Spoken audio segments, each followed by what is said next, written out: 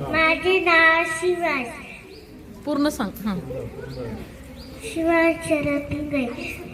अध्यक्ष महोदय, गुरुजन वर्ग आणि माझ्या बालमित्रांनो, आज आहे टिळकांची पुण्यतिथी. त्यांचा जन्म 23 जुलै रोजी झाला. त्यांचे नाव बाळ गंगाधर टिळक. त्यांनी गणेश उत्सव, गणेश उत्सव केला.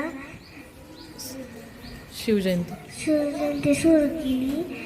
जय हिंद, जय महाराष्ट्र. मी आता दुसरी शिकते.